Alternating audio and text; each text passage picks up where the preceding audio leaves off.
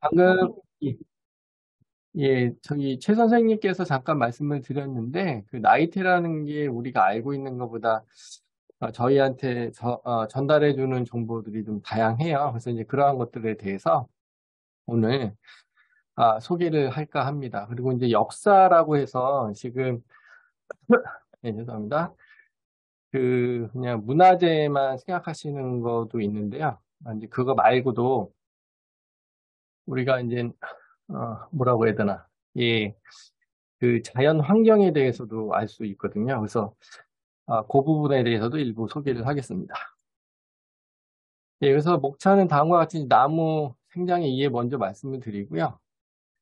요거 말씀드리는 이유는 나무에 대한 일반적인 이해를 하시고 나서 이 수업을 들으시면 도움이 될 것 같아서 거기 맞춰서 좀 설명을 드리고요. 그러면 그 다음에 이제 나무 나이테를 이제 조사하기 위해서는 저희가 이제 시료가 필요하죠. 이제 그걸 어떻게 우리가 이제 확보를 하는지 그 방법에 대해서 말씀을 드리고 그리고 여기 수종 확인이라는 부분을 넣었는데요. 이유는 왜 그러냐면 우리가 이제 나무를 이제 눈으로 볼 때는 이제 나무 잎이라든가 수피를 보고 무슨 나무인지를 아는데 우리가 나무에서 이제 나이테만 빼가지고 조사를 할 경우에는 특히 이제 고목재, 건축에 쓰이는 고목재 같은 경우는 수피가 하나도 없거든요. 가공이 되어 있는 상태여서 그게 무슨 나무인지를 알아야지 우리가 나이테 조사를 할 수 있거든요. 그래서 이제 그 수종을 어떻게 확인하는지 그거에 대해서 잠깐 말씀을 드리고 그 다음에 이제 고고학 부분, 이제 나무를 통해서 우리 과거에 목재에 대한 역사를 어떻게 알 수 있는지에 대한 부분을 이제 열린 고고학이라고 하는데 그 부분에 대해서 말씀을 드린 다음에 마지막에는 사실은 과거는 시간 정보하고 환경 정보를 같이 가지고 있어요. 그래서 과거의 환경 정보는 우리가 어떻게 해석할 수 있을까? 저는 이것도 이제 역사라고 보고 마지막에 이 부분을 좀 삽입을 해놨습니다. 그래서 이런 식으로 발표를 진행해 나가겠습니다. 예. 먼저 나무 생장의 이해인데요. 여기서는 이제 직경 생장 위주로 제가 말씀을 드리겠습니다. 이유는 이제 나이테 생장을 우리가 이야기하는 거기 때문에 그게 이제 직경 생장을 의미하죠. 생장이라고 하면은 높이 생장하고 직경 생장 두 가지를 이야기하는데 나이테는 직경 생장에 대한 부분이기 때문에 예, 직경 생장을 위주로 해서 말씀을 드리겠습니다. 아마 대부분 선생님이라고 하셨기 때문에 이 부분은 잘 이해를 하실 것 같아요. 보시게 되면 우리 영양물질을 획득하는 방법이 이 동물하고 식물이 큰 차이가 있습니다. 먼저 동물의 경우를 우리는 종속 영양자라고 합니다. 예, 종속 영양자라고 하는 것은 아마 먹이사슬 잘 아실 거예요. 구글에다가 뭐 이렇게 먹이사슬이라는 키워드를 집어넣게 되면 다양한 이런 그림이 나옵니다. 그래서 보시게 되면 모든 것이 이렇게 화살표로 연결이 되죠. 이제 이게 의미하는 바는 바로 화살표 아래 것이 다 먹이가 되는 거죠. 그래서 이제 이 동물의 경우는 이렇게 움직임이 있는 생명체라고 보시면 돼요. 이 모든 것들은 다 먹이를 따라서 움직이게 됩니다. 그래서 먹이를 따라서 항상 움직임이 발생이 되기 때문에 우리는 이제 종속 영양자라고 하죠. 이제 반면 이제 식물을 이제 독립 영양자라고 하는 이유가 얘네들은 움직일 필요가 없습니다. 잘 아시다시피 여기 물하고 이산화탄소만 있으면 지구상의 그 어디에서든지 다 살 수가 있기 때문이죠. 다만 이제 전제 조건은 이제 온도가 어느 정도는 이제 유지가 돼야 되죠. 왜냐하면은 생물이 생육을 할 수 있는 기본적인 온도 조건이 됐을 때 이 물하고 이산화탄소만 있으면 어디든지 이제 생장이 가능한 거죠. 즉 움직일 필요가 없다라는 거죠. 그래서 이제 스스로 자기가 필요로 하는 영양원을 만들기 때문에 우리는 이제 식물을 독립 영양자라고 합니다. 그래서 동물하고 식물하고의 가장 큰 차이가 바로 이 독립 영양자냐 아니면 이제 독립 영양자냐 아니면 종속 영양자냐 요겁니다. 근데 이게 왜 필요하냐면 이 식물은 독립 영양자이기 때문에 우리가 나이테를 보면 거기를 통해서 많은 정보를 얻어낼 수가 있죠. 그건 이제 나중에 추가로 설명을 드리겠습니다. 그리고 나무가 이제 생장하는 저희가 이제 지금부터 나이테를 봐야 되는데 그러면 이 나이테가 어떻게 만들어지는지 즉 부피 생장을 어떻게 하는지를 좀 잠깐 설명을 드릴까 합니다. 여기 보시면 우리가 이제 여기가 제가 지금 표시하고 있는 이 부분이 나이테 지금 보이시죠? 여기가 여러분들이 우리가 나무를 자르면 관찰하게 되는 이 목재 부분이고요. 그 다음에 지금 제가 표시하고 있는 이 부분은 이제 외숲이 우리가 이제 길 가다 보면 나무들 숲이 보이죠? 그래서 여기를 껍질 부분 외숲이라고 하고 지금 표시하고 있는 데를 이제 내숲이라고 합니다. 이건 보이지 않죠. 근데 보통 우리가 나무가 방금 전에 광합성 얘기를 했는데 이 부분은 이제 양분이 내려가게 됩니다. 그런데 요 내숲이하고 목재, 나이테가 있는 요 사이에 형성층이라는 세포가 있어요. 지금 요거는 그러니까 육안으로 관찰하기 거의 불가능하죠. 그 정도로 아주 작은 세포층이 있습니다. 요걸 형성층이라고 하는데 지금 제가 표시하고 있는 부분이죠. 그래서 이 형성층이라는 세포가 이제 생장에 적합한 조건이 되면 요 오른쪽에 있는 것처럼 이렇게 형성층 세포가 하나가 이렇게 있는데 요게 이제 반으로 분열을 하죠. 분열을 해서 분열한 세포를 요 목재가 있는 나이테가 있는 쪽으로 발달을 시키면 요게 이제 목재 세포가 되는 거고요. 형성층이 분열을 해서 분열한 세포를 수피 쪽으로 밀어 넣으면 여기서 이제 빨간색이 되겠죠. 요 녀석이 이제 커집니다. 커지게 되면 이렇게 되는 거죠. 그럼 이제 수피가 되는 거고 형성층은 분열한 이후에 원래 크기로 이렇게 발달을 하게 됩니다. 사실은 생장 기간에는 이거보다 더 커지는 경우가 대부분이고요. 이렇게 해서 이제 발전을 하는 겁니다. 자, 그래서 우리가 보통 이제 봄부터 여름까지는 이게 이제 이건 침엽수 경우입니다. 침엽수 경우에는 다음과 같이 이렇게 세포를 만들어내요. 그래서 형성층이 분열을 하면서 수피하고 이렇게 밖으로 나가죠. 그래서 이 부분을 우리는 보통 춘제라고 여러분들 많이 말씀하시는데 사실 계절적으로 춘제 이 부분은 맞기는 해요. 근데 이제 봄부터 사실은 초여름까지 만들어집니다. 그래서 춘제라고 하면 봄에만 만들어진다라고 생각을 하시면 안 돼요. 그래서 여기는 봄부터 한 초여름까지 만들어지고요. 그 다음에 이렇게 두꺼운 세포가 만들어지거든요. 이건 이제 발달 중인 나무를 이제 조사를 어, 여기 이제 샘플로 만들어가지고 이렇게 보이는데 이렇게 두꺼운 세포가 만들어지는데 이거를 보통 우리는 추제라고 하는데 추제라고 하면 이제 가을에 만들어진다라고 우리가 이제 이해를 하는데 보통 요 세포들은 여름부터 가을입니다. 여름부터 가을. 근데 대부분 여름이 많이 포함이 되어 있어요. 그래서 사실 계절적으로 보면 춘제하고 추제라는 말이 정확히 맞지는 않습니다. 그래서 저처럼 목재 해부학 하는 사람들은 1년 중에 이 부분을 먼저 만들어졌다고 해서 earlywood, 예, 영어로 early, 이른 뜻의 earlywood, 그래서 이제 조제라고 하고요. 이 부분은 1년 중에 나중에 만들어졌다, late, 그래서 late wood 해가지고 만재라고 합니다. 그래서 오히려 춘제, 추제라는 것보다는 이제 조제, 만재라는 말이 더 적합하다라고 저는 이제 늘 어디 가서 말씀을 드리는데 이 부분도 어떻게 보면 일반 상식 정도 수준에서 알아주시면 좋을 것 같습니다. 자, 이제 다음에 이제 나이테에 대한 설명을 할 때 우리가 꼭 이해하고 넘어가야 되는 부분이 바로 요 제한 요소 법칙입니다. 제가 이제 요거는 매우 강조하는데요. 여기 오른쪽에 보면 나이테 너비가 매년 다르죠, 이렇게. 그리고 이제 갈수록 이제 좁아지는데 뭐 이거 좁아지는 거는 어떤 다른 이유가 있겠는데 그 부분은 오늘은 생략을 하고요. 지금 요 강의를 들으시는 분들은 여기서 무엇을 봐야 되냐면 매년 나이테가 넓어지고 좁아지고 넓어지고 좁아지고 이런 게 불규칙하게 변해요. 이게 이유가 있습니다.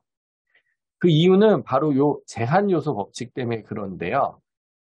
읽어드리면 이 나무의 생장량은 나무 생장에 관여하는 여러 인자들 중 가장 부족한 어떤 인자에 의해서 결정이 됩니다. 그래서 요거를 쉽게 설명하기 위해서 많이 쓰는 게 이제 요 그림인데요. 이 나무판으로 만든 이 물통에 담을 수 있는 물의 양은 이 가장 짧은 판에 의해서 결정이 됩니다. 자, 요거를 이렇게 바꿔볼게요. 요 통에 담을 수 있는 물의 양을 나이테 너비라고 가정을 하고 각각의 판을 나무가 자랄 때 필요로 하는 다양한 영양 요소라고 가정을 한다면 이 통에 담을 수 있는 물의 양이 가장 짧은 판에 의해서 결정이 되듯이 나무 나이테 너비는 나무가 자랄 때 필요한 이렇게 다양한 요소들 중 가장 부족한 요소에 의해서 결정이 된다라는 게 제한 요소 법칙이에요. 이 제한 요소 법칙은 사실은 우리 인간 생활에도 되게 많이 적용이 됐으면 하는 법칙 중에 하나인데, 왜냐하면은 나무는 생장 이 요소 중에 가장 적은 거에 맞추기 때문에 여기다 맞추면 사실은 부족한 게 없죠, 지금. 다른 건 부족한 게 없어요. 그래서 다만 나이테 너비만 좁아지죠. 근데 우리 이제 인간을 포함한 대부분의 동물은 욕심이 여기 가장 큰 판에 있기 때문에 늘 부족한 게 많죠. 그래서 어떻게 보면 이 나무가 살아가는 이 제한요소 법칙은 우리가 배워야 되는 하나의 교훈이 아닌가 하는 생각은 해봅니다. 참고해 주시고요. 자, 지금부터는 나무가 어떻게 생장을 하는지와 나이테가 어떻게 만들어지고 나이테 너비가 어떻게 결정이 되는지를 설명을 간단히 드렸어요. 자, 지금부터는 어, 나이테 조사를 하기 위해서 어떤 방법으로 채취를 하고 조사를 하는지에 대해서 이제 말씀을 드리겠습니다. 예. 여기 지금 동영상인데 잠시만요. 이게 좀 시끄럽네요. 이거 어떻게 해야 되나? 음, 아, 예. 지금 보시게 되면 이 좌측 상단에 있었던 거는 이제 살아있는 나무에서 이제 생장 나무를 빼는 거. 조금 이거는 뭐냐면은 나무 기둥에서 이렇게 나이테를 채취하는 거예요. 지금 이렇게 뚫어서. 먼저 좌측 상단부터 말씀을 드리면 요 생장추라고 하는 겁니다. 직경이 한 5.15mm 정도 되는 건데 요걸 가지고 이제 나무에다 삽입을 하면 여기 관이 안이 비어 있어요. 그래서 다 삽입한 다음에 어, 스푼이라고 하는데 이제 끝부분이 갈고리처럼 된 거칠거칠한 모양인데 그걸 집어넣어서 빼면 요 안에 심이 이렇게 쏙 빠져요. 그래서 이 나이테가 이렇게 채취가 됩니다. 이런 건축물 같은 경우는 기둥뿐만 아니라 이제 목재 부분은 지금 여기 드릴 보셨죠? 아까 다시 한번 보여드리면 이렇게 드릴로 이렇게 뚫어요. 근데 이 드릴도 마찬가지로 안에가 비어 있습니다. 그래서 다 뚫고 나면 이렇게 이제 어, 갈고리 같은 걸로 안에를 끊어가지고 잡아당기면 안에 이제 나이테 심만 쏙 빠집니다. 예, 이렇게 나와요. 나오면 이제 이걸 가지고 저희가 이제 나이테 조사를 하고요. 이 구멍을 뚫었으니까 아무래도 안 좋겠죠. 그러면은 저희가 이제 여기를 안에를 매움 작업을 합니다. 그래서 나무, 이렇게 건축물에는 전혀 지장이 없이 저희가 다 마감 처리를 합니다.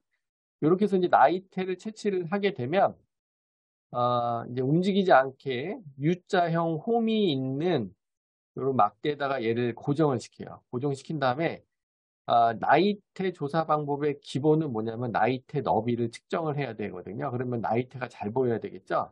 그래서 이렇게 뭐 칼이라든가 사포를 이용해서 연마를 하면 이렇게 나이테가 잘 보입니다. 아래는 소나무이고요. 그래서 이렇게 진하게 보이는 게 이제 나이테 경계. 지금 위에 있는 것은 이제 느티나무인데 예, 느티나무인데 여기는 이렇게 구멍이 보이죠? 여기 물관인데 물관을 기준으로 해서 이제 나이테 경계를 저희가 확인해서 오른쪽 하단과 같이 이제 측정을 합니다.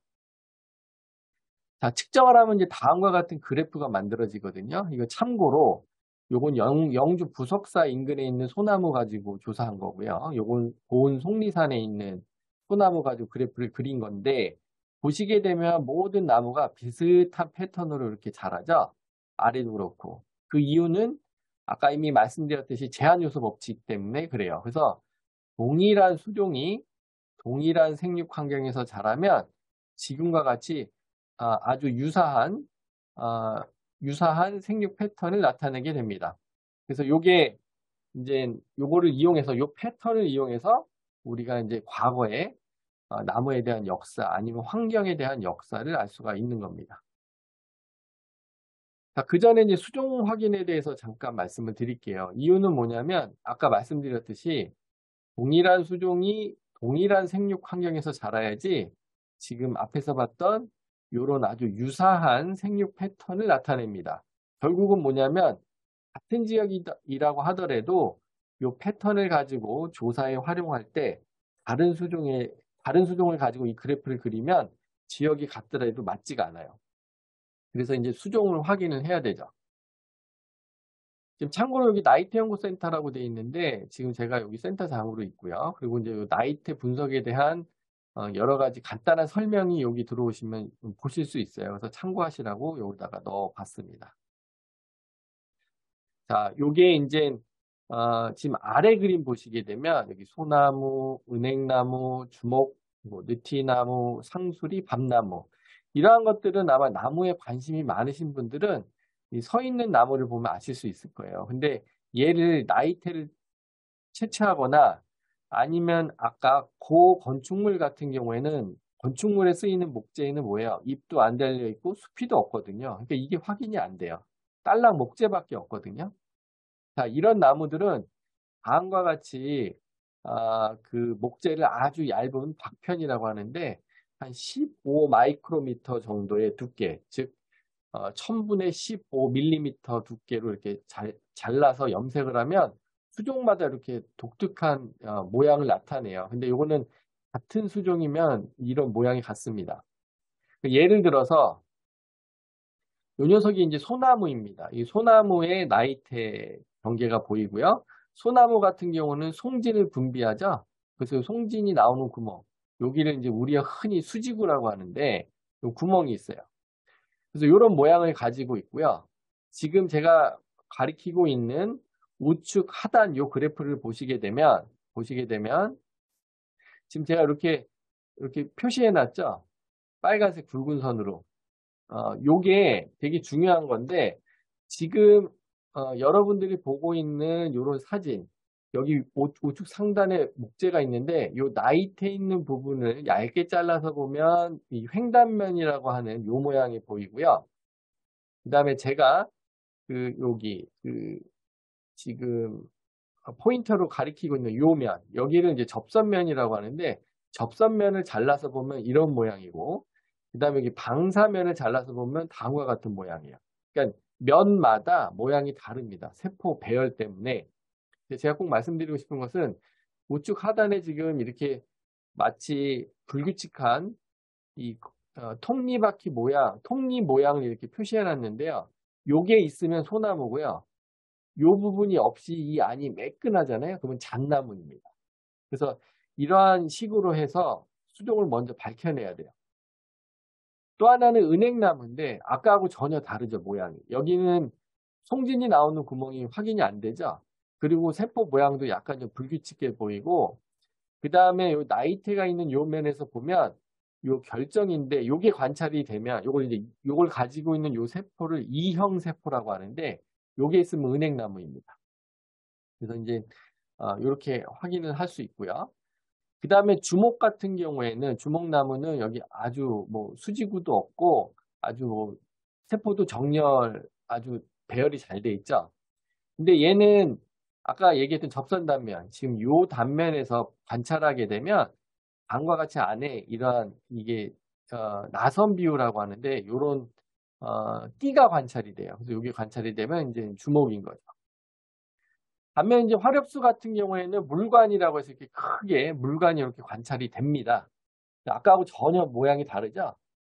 화렵수는 침엽수에 비해서 세포의 종류도 많고 크기 차이가 다양해서 보통 화렵수를 가공하면 이제 모양이 이쁘죠. 침엽수에 비해서.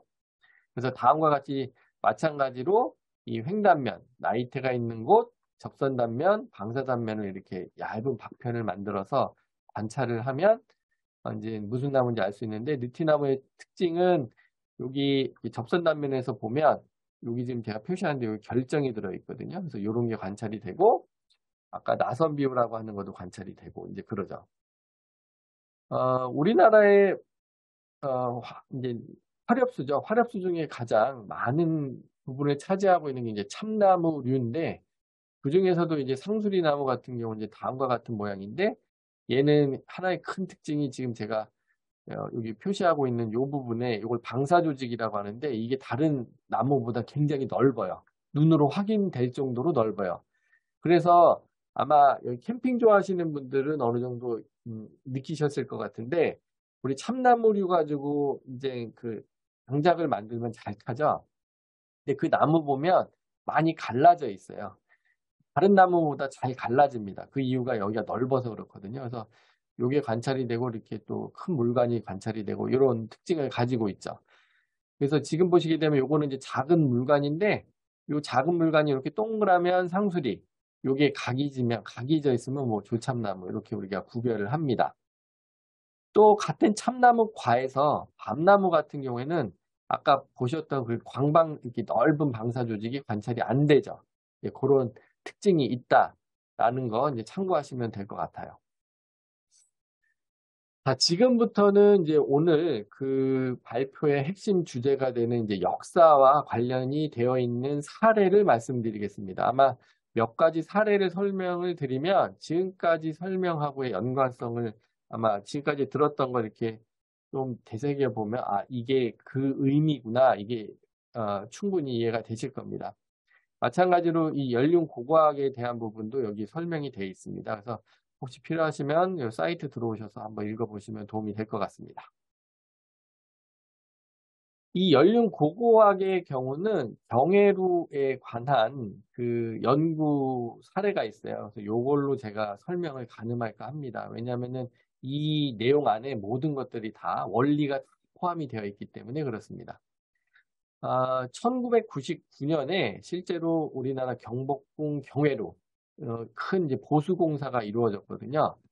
그래서 이제 이때 보수가 이루어지면서 뭐를 이제 조사를 했냐면 이 경회로를 건축할 때 사용된 목재가 실제 우리가 알고 있는 기록에 남아있는 그때 나무가 그 시기에 나무가 벌채돼서 그 나무로 사용이 됐는지를 과학적으로 한번 밝혀보자 해서 한 거예요. 이게 우리나라 연륜 고고학 연구에서는 1호입니다. 제일 먼저 최초 연구고요. 그게 이제 1999년에 조사를 해서 이제 2001년도에 이제 발표가 됐죠. 그때 이제 지금은 이제 고인이 되신 박원 교수님 그리고 이제 제가 여기 참여가 되어 있었고요.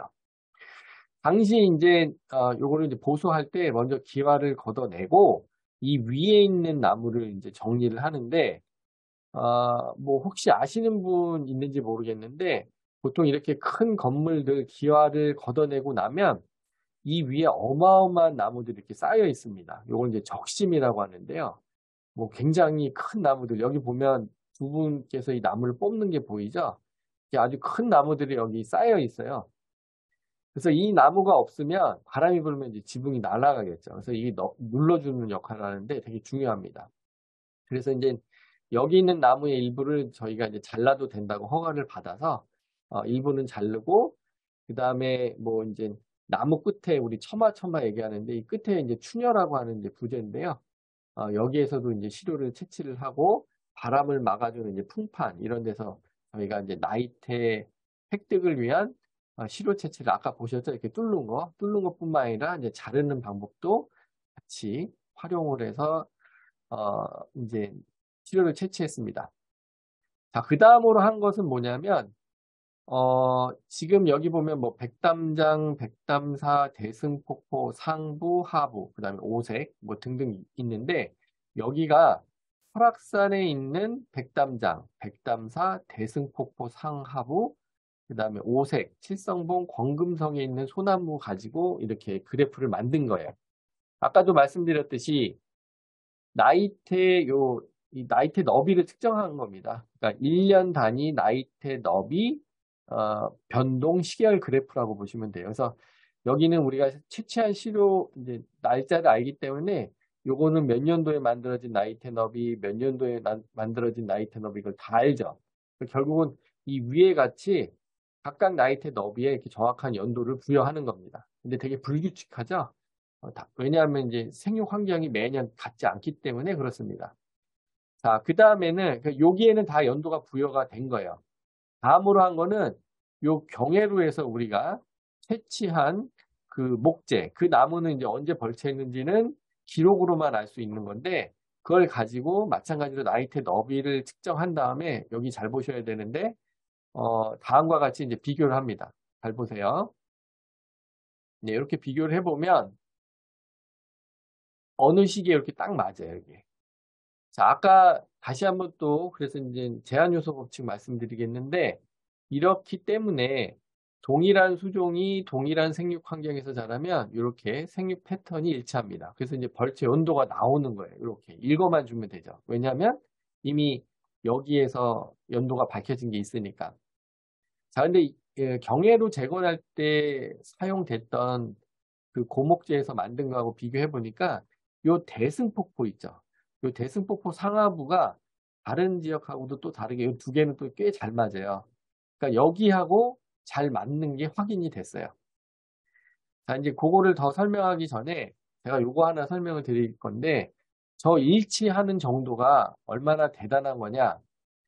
지금 나이테가 예를 들어서 전년도 대비 올해 더 잘 자랄 확률은 3분의 1이에요. 왜냐면은 나무가 전년도보다 더 잘 자란다? 아니면 똑같이 자란다? 아니면 못 자란다. 이렇게 세 가지 경우가 있는데 두 나무가 똑같이 이렇게 더 잘 자란다는 패턴이 일치할 경우는 3분의 1입니다. 자, 그러면 잘 자라고 못 자라고 이 패턴이 일치하려면 경우의 수 3분의 1, 경우의 수 3분의 1. 그래서 요게 맞을 확률은 9분의 1이에요. 자, 근데 또 요 잘 자라고 못 자라고 못 자라고 상대적인 겁니다. 여기도 잘 자라고 못 자라고 못 자라고. 절대량은 다르지만 패턴은 같은 겁니다. 요게 맞을 확률이 9분의 1이에요. 자, 이거를 나이테가 지금 요 전 그래프에서 150개 나이테거든요. 그러니까 150개 나이테가 서로 일치할 수 있는 확률은 3의 150승분의 1이에요. 그러니까 그게 맞을 수 있는 확률이 그렇게 낮다라는 거죠. 근데 그게 낮은 확률인데도 맞았다라는 것은 곧 뭐다? 그 지역에 그 나무가 사용이 됐다라고 판정을 하는 겁니다. 그래서 그만큼 과학적인 근거를 가지고 우리가 연대 분석을 한다라는 것을 설명드리기 위해서 지금 요 그래프를 준비를 했습니다. 밑에는 요거는 그냥 참고하시라고 저기 넣은 건데요. 뭐냐면 그 일치도를 이제 우리 모델을 가지고 계산식으로 숫자로 만든 거예요. 정량 데이터 만드는 거. 그래서 단순히 이게 눈으로만 이렇게 확인하는 게 아니라 이 두 모델을 활용을 해서 수치로도 우리가 만들어낸다라고 이해하시면 되겠습니다. 자, 아까 제가 이미 말씀드렸죠. 이제 대승폭포에서 작성한 그 연대기하고 잘 일치하더라고 말씀을 드렸는데 실제 경해로 재건이 언제이냐면 우리 일성록 국정에 관한 제반 기록은 이제 일기식으로 만든 책입니다. 여기에 보면 경해로 재건이 1867년이에요. 1867년. 근데 지금 아까 제가 그 그래프 가지고 패턴 일치도 보여드렸죠. 그렇게 해서 벌채 온도를 확인해 보니까 1863년부터 1866년까지 벌채된 나무가 사용이 된 게 판정이 됐어요. 자, 그러면 여기 보이시죠? 1년 차이밖에 안 되죠. 그래서 결국은 뭐냐면 이 나이테 조사를 통해서 1863년부터 1866년, 즉 이 경해로가 재건하기 1년 전까지 벌채된 나무들이 사용이 됐다라는 게 과학적으로 확인이 됐고요. 첫 번째. 자, 두 번째는 뭐냐면 아까 대승폭포 말씀을 드렸는데 이 대승폭포의 물줄기가 보면 어디까지 연결이 되냐면 한강으로 연결이 됩니다. 그래서 설악산 대승폭포에서 소나무를 잘라가지고 그 물에다가 나무를 띄우잖아요. 그러면은 서울까지 가는 거죠. 그러니까 이게 이제 과학적으로 증명이 됐다라고 보시면 되겠습니다. 그래서 이게 우리나라 연륜을 이용한 그 건축 역사를 밝힌 첫 논문이라고 보시면 되겠어요. 자, 이런 식으로 해서 저희가 많은 조사를 했습니다. 매우 많은 조사를 했는데요. 뭐 몇 건인지 저기 거기까지는 조사를 안 해봤는데 그 중에서도 지금 여기 요 표에 나와 있는 거 있죠. 지금 여기 하나, 둘, 셋, 넷, 다섯, 여섯, 일곱, 여덟, 아홉, 열, 열하나, 열둘, 열세 건. 요 건축물의 경우는 이미 보물로 지정된 거를 저희가 연대 분석을 통해서 과학적으로 정말 그 기록이 맞다라는 걸 밝혀드린 경우와 또 하나는 저희가 이거 연대 분석을 해서 다음과 같이 나이테가지고 벌채 연도를 확인해서 문화재청에 제공을 해서요. 이게 보물로 승격이 된 사례예요. 그래서 이게 보물 승격 1입니다. 그래서 이렇게 연대 분석을 통해 가지고 우리가 건축에 대한 이 건축 역사를 이제 과학적으로 밝힐 수 있다라는 거를 이제 말씀드리고 싶고요. 근데 지금은 이 건축에 대해서만 말씀을 드렸는데 사실 건축 말고 이제 절에 사찰에 가면 이제 불상 있잖아요. 불상 같은 경우는 불상에 있는 밑판을 가지고 이거는 이제 뚫을 수가 없으니까 현장에서 저희가 사진 촬영법을 해가지고 실제 측정을 합니다. 똑같이 그래프를 그려서 불상의 제작 연도 그리고 이제 집에 혹시나 뭐 이렇게 목재로 이제 만들어진 오래된 가구 있잖아요. 가구 같은 경우도 이런 식으로 밝히고요. 또 하나는 이제 목관. 그러니까 과거에 이제 조선시대 후기는 회광묘가 많이 사용이 됐는데 이제 목관 같은 경우도 우리가 나이테를 통해서 언제 자른 나무 가지고 이 관이 만들어졌는지를 이제 밝혀가지고 어느 분의 조상면지를 이제 밝히는 것도 저희가 하고 있습니다. 또 하나 사례는 이제 고고학하고 해부학의 이거는 결합인데요. 이제 여러분들 잘 알듯이 여기 충북 이제 속리산에 보면은 이제 법주사 팔상전인데요. 우리나라 이제 유일하게 남은 하나밖에 없는 이제 5층 목탑인데 아까 지금까지 말씀드린 그 방법으로 어떤 부재가 여기 보면 레드 파인이라고 돼 있죠. 이건 소나무를 표시한 거고요. 여기 쿠에르쿠스라고 돼 있는데 이 쿠에르쿠스라고 하는 요 지금 제가 표시한 여기 네모인데 아무 색도 없는 요 네모칸은 다 참나무류고요. 제가 지금 표시하고 있는 여기는 다 소나무입니다. 그래서 어떤 나무가 어떤 부재로 사용이 되고 그다음에 언제 벌채가 됐는지 그리고 언제 수리가 됐는지 여기 보면 1623년이라고 돼 있고 여기는 1851년이라고 돼 있죠. 그러니까 요때 수리가 된 거예요. 이건 그 전 이제 목재가 되는 거고요. 그래서 이렇게 처음에 만들어졌을 때 사용된 목재하고 수리할 때 만들어진 목재도 이렇게 연도를 다 부여해서 논문으로 발표한 사례입니다. 자, 그러면 우리가 이렇게 이제 그래프를 이용해서 연대를 분석하려면 이렇게 연대가 이미 부여된 아주 긴 그래프가 필요하거든요. 근데 지금 우리나라에 있는 그래프 중에 가장 긴 거는 한 900년 됐고요. 근데 좀 짧습니다. 900년밖에 안 되고 뭐 인근 일본이라든가 거기 뭐 4000년 넘고요. 중국도 뭐 만만치 않고 유럽은 15,000년에 해당되는 이런 그래프가 있어요. 그러면 이제 그 얘기는 그렇게 오래된 나무가 있다라는 건데 그거를 이제 그래프를 어떻게 만드냐면 먼저 이렇게 살아있는 나무에서 나이테를 채취해서 그래프를 만듭니다. 그래서 요 살아있는 나무에서 그래프 만들 때는 각각의 나이테의 연도를 부여할 수 있죠. 왜냐하면은 맨 마지막, 그러니까 이 숲이 바로 밑에 있는 나이테가 몇 년인지 알기 때문에. 그러면은 이렇게 이제 연도를 매기죠. 그래서 예를 들어서 이게 한 400년짜리 그래프가 만들었다. 그런데 이렇게 300년 전에 만든 건축물이 있습니다. 근데 똑같이 소나무를 이용한 거예요. 같은 지역에 있는. 그러면 이 나무가 또 400년 된 나무로 건축물을 지었다. 그러면 400년 된 그래프가 만들어지고요. 그 다음에 요 전에 말씀드렸던 그 패턴 일치도를 가지고 이렇게 일치된 패턴이 나온 데를 찾게 되면 거기서부터는 연도가 매겨지죠. 그래서 실제로 여기 사용된 나무의 나이테에 연도를 매길 수 없었는데 이 방법으로 연도가 매겨지면 원래는 우리는 700년 된 나무가 없는데 700년짜리 그래프가 하나 만들어지는 거예요. 자, 이런 식으로 좀 더 오래된 목재로 만든 유물을 통해서 그래프를 만들고 패턴 일치도를 해서 연결하는 방법이죠. 이렇게 해서 만든 게 우리나라에는 소나무로 만든 거 그리고 한 900년 된 게 가장 오래됐다. 여기까지 이해해 주시면 되겠습니다. 자, 여기까지가 이제 이제 건축이라든가 목재로 만들어진 유물에 대한 그 제작 연도를 우리가 어떻게 밝혀내는지에 대해 설명을 드렸고요. 그리고 참고적으로 유럽 같은 경우에는 이런 식으로 해서 우리 그림 같은 경우에는 그림을 이제 우리가 이제 나무 틀에다가 이제 고정을 하죠. 그래서 그 나무 틀에 있는 나무를 가지고 이제 이 그림의 제작, 언제 그렸는지, 그래서 이제 진품 여부를 밝히고요. 악기 같은 경우도 나이테를 통해서 진품 여부를 확인합니다. 자, 이제 여기까지가 이제 그 목재 유물에 대한 역사고요.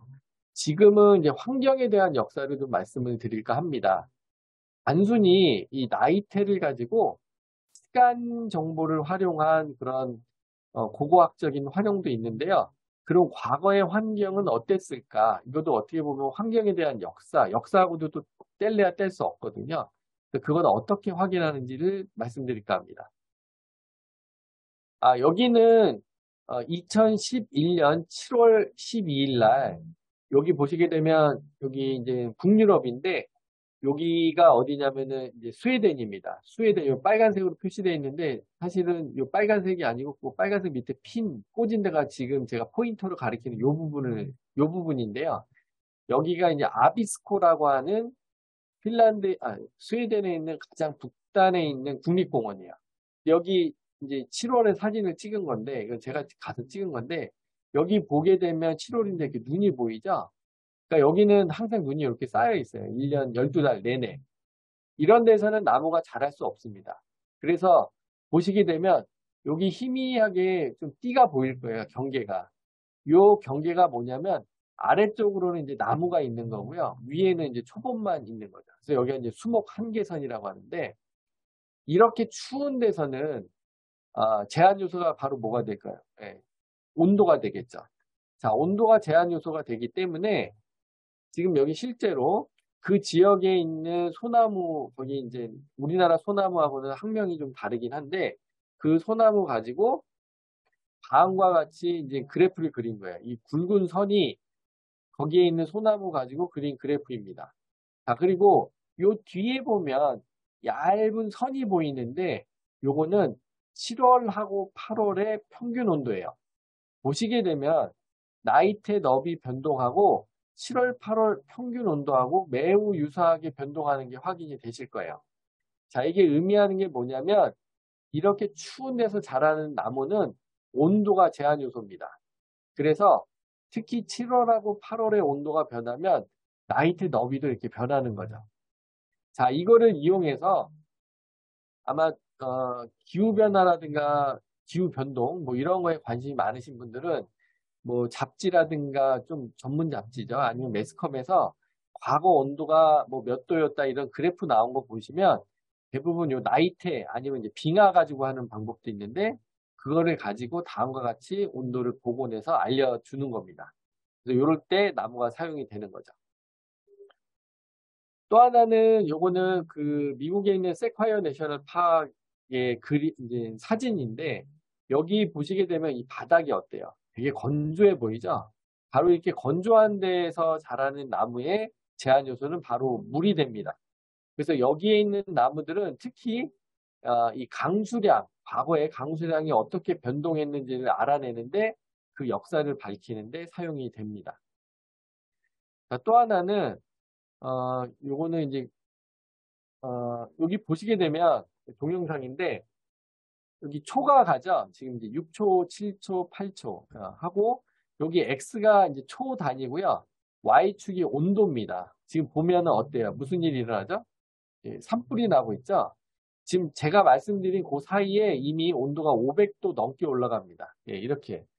그래서 실제로 산불이 위험한 게 순식간에 온도가 확 올라가거든요.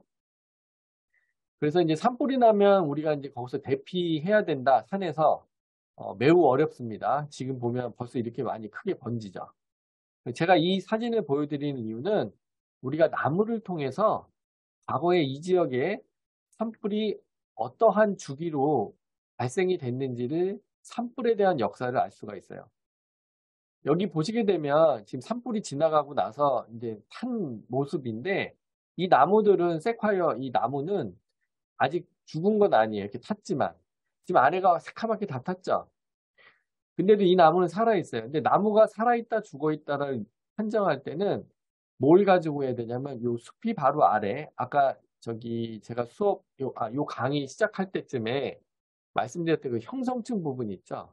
그 살아있는 세포, 분열세포인데 그 세포가 기능을 못하면 죽는 거고요.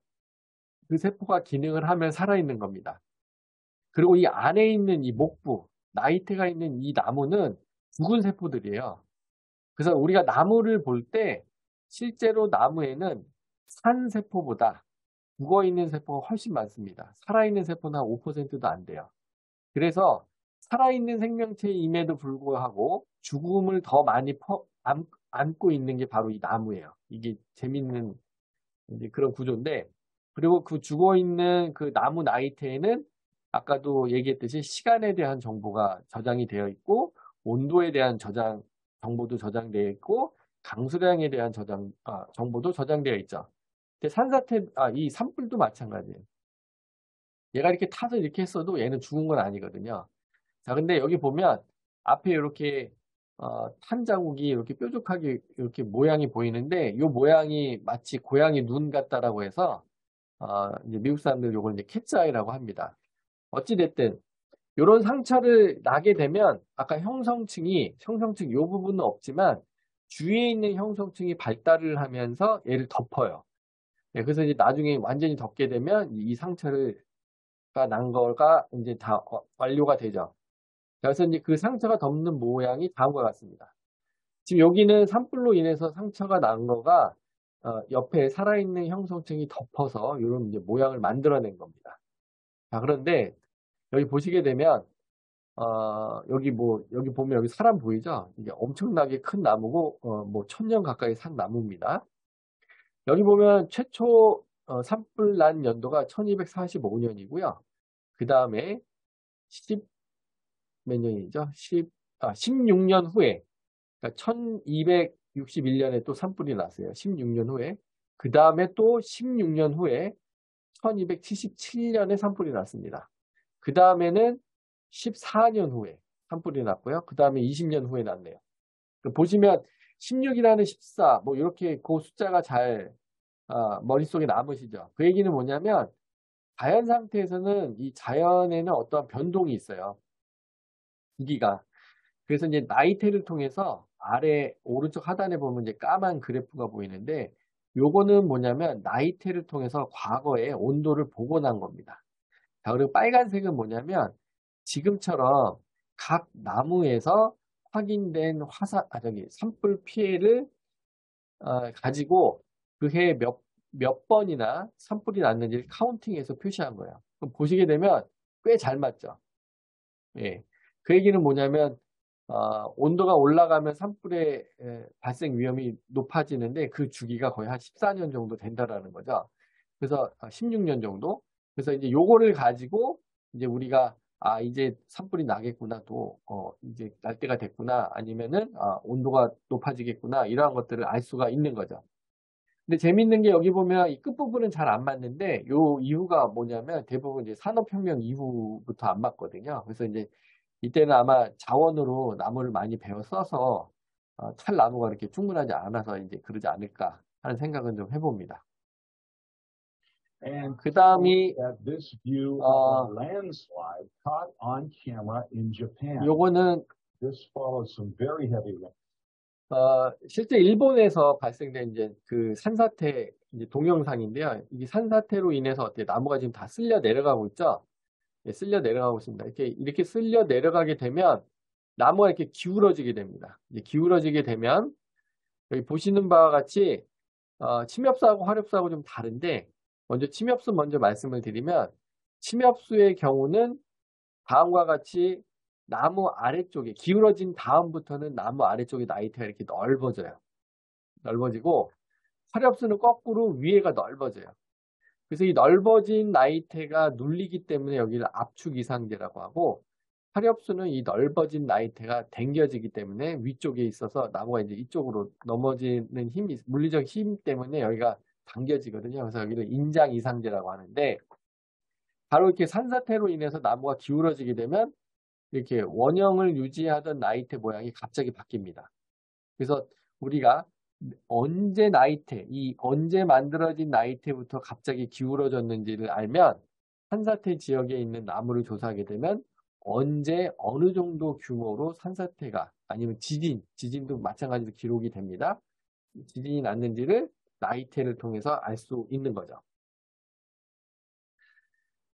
뿐만 아니라 이제 화산 활동도 알 수가 있어요. 왜냐하면 이제 화산이 폭발하게 되면 다음과 같이 화산재가 하늘을 덮게 됩니다.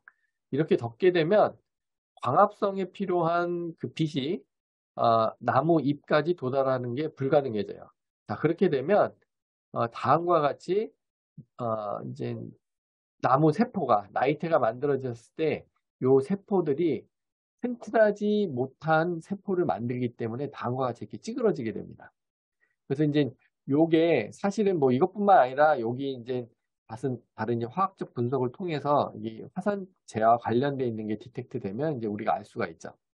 그래서 요 모양을 가지고 우리가 화산이 언제 폭발을 했으며 그 다음에 예를 들어서 화산이 여기서 폭발을 했는데 여기는 뭐 예를 들어서 뭐 여기 중국 있고 뭐 한국 있고 일본이 있다. 근데 이러한 나이테가 모든 나라에서 관찰이 되면 여기서 폭발한 화산재가 여기까지 날아간 거고요. 일본까지. 만약에 이게 뭐 중국에서만 멈췄다 그러면은 예를 들어서 그러면 이제 한국하고 일본까지는 화산재가 안 날아간 거죠. 그래서 이제 이런 식으로 해서 화산재의 그 규모, 이제 화산 폭발에 대한 규모도 우리가 알 수가 있습니다. 뭐 요거는 참고로 그냥 그 역사저널에서 나왔던 그 백두산에 관한 이제 일지인데요. 뭐 이러한 것들도 우리가 이제 밝혀낼 수 있는 거죠. 자, 그래서 이제 마무리인데요. 지금 뭐 몇 가지를 말씀을 드렸는데 이렇게 나이테를 통해서 다양한 뭐 건축 문화에 대한 역사에 대한 조사 아니면 환경 변화에 대한 역사를 우리가 알아내는 학문을 연륜연대학이라고 합니다. 그래서 영어로 이제 덴드로크로놀로지라고 하는데 요거는 이제 고대 그리스어의 나무라는 뜻의 덴드론, 그 다음에 시간이라는 뜻의 크로노스, 그 다음에 학문이라는 뜻의 로고스의 합성어예요. 그래서 지금 보시게 되면 나이테 너비가 다 다르죠. 그런데 우리가 이 각각의 나이테에 이제 그 시간 정보를 부여할 수 있죠. 왜냐하면 언제 만들어졌는지를 알아낼 수 있으니까. 그리고 이게 나이테 너비가 달라지는 이유는 이렇게 다양한 환경 정보가 환경 영향이 여기에 저장이 되어 있기 때문이라고 말씀을 드렸어요. 그래서 결국 뭐냐면 연륜연대학이라고 하는 것은 나이테에 저장된 이렇게 다양한 정보를 찾아내서 거기에 시간 정보를 정확히 부여함으로 해서 그 환경 정보하고 시간 정보를 기초로 우리가 학문에 이용하는 것. 이게 바로 연륜연대학이라고 이해하시면 되겠습니다. 자, 그래서 그 연륜연대학 중에서도 이제 기후하고 주로 기후와 관련돼 있는 연구를 하는 부분을 이제 연륜기후학이라고 하고요. 그래서 연륜연대학은 하나의 학문이긴 한데 거기서도 이렇게 쪼개집니다. 그 생태계 변화에 대해서 연구하면 연륜생태학. 아까 뭐 산사태처럼 지형이 어떻게 변하는 거를 연구하고 싶다 그러면 연륜지형학. 그 다음에 뭐 빙하가 어디까지 녹느냐, 과거에 그거를 이제 연구하는 거는 연륜빙하학. 물하고 관련되어 있는 건 수문학, 산불하고 관련되어 있는 건 뭐 산화학, 산화학. 그 다음에 이제 과거에 이제 곤충 피해에 대한 역사도 우리가 알 수 있습니다. 그래서 그거를 조사하는 게 연륜 곤충학이고요. 근데 이런 모든 연륜연대학의 기초가 되는 게 있어요. 그게 바로 연륜 고고학입니다. 자, 이유는 뭐냐면 100년 전, 1000년 전의 기후, 아니면 100년 전, 1000년 전의 생태학이라든가 지형, 빙하 등등에 관한 우리가 정보를 획득하려면 그때 만들어진 나이테가 있어야 돼요. 그래서 아까 이제 이미 그 경해로 사례를 통해서 말씀드렸듯이 그 과거에 사용된 목재의 정확한 생육 연도를 부여해서 그때 당시의 나이테를 찾아내야 됩니다. 그래서 그 찾아내는 부분이 바로 이제 연륜 고고학이기 때문에 연륜 고고학의 가장 핵심은 뭐다? 연륜 연대학의 가장 핵심은 뭐다? 바로 연륜 고고학이 됩니다. 자, 그래서 제가 마지막으로 강조드리고 싶은 것은 바로 나이테는 나무가 기록한 시간하고 환경 정보이다. 그러니까 나이테에는 시간 정보하고 환경 정보가 저장이 되어 있다라고 보시면 돼요. 근데 그 시간하고 환경 정보가 누구한테 필요하냐면 지금 우리 인간한테 필요하죠. 왜냐하면은 지금 저희가 이제 그 문헌상 없는 기록도 있고요. 아니면 뭐 문헌에 기록이 되어 있으나 뭐 혹시나 뭐 그런 일이 없겠지만 뭐 잘못된 부분도 있을 수 있고 그리고 특히 이제 환경 같은 경우에는 과거에 인간이 산업혁명 이후에 환경을 많이 망가뜨렸죠. 지금 뭐 기후변화 아니면 지금 이상기후 여러 선생님들 다 지금 겪고 있으실 텐데 사실 지금의 우리가 겪고 있는 이 고통은 이미 환경이 우리 인간한테 신호를 많이 보냈다고 저는 어디 가서 이야기를 해요, 실제. 그런데 우리가 이제 잘 그거를 귀담아 듣지도 않고 관심을 안 줬죠. 그래서 이제 지금 우리 인간 생활이 불편하다 보니까 언제부터 기후변화로 인해서 환경이 망가졌을까? 이제 여기에 대한 관심이 많죠. 근데 이제 환경은 우리가 모니터링 하지 않으면 알 수가 없잖아요. 이제 다 지난 과거이기 때문에. 근데 이제 그거를 어디를 통해서 알 수 있다? 바로 이제 나무 나이테를 통해서 알 수 있다. 이렇게 이해하시면 되겠습니다. 그래서 오늘 이 수업을 들으신 분들은 이제 앞으로 나무에 관심을 좀 더 많이 가져주시고요. 그다음에 나이테를 통해서 우리가 무엇을 배우고 획득할 수 있는지 거기에도 좀 더 관심을 가져주셨으면 좋겠습니다. 예, 이상 오늘 이제 강의 내용은 여기서 마치겠습니다. 감사합니다.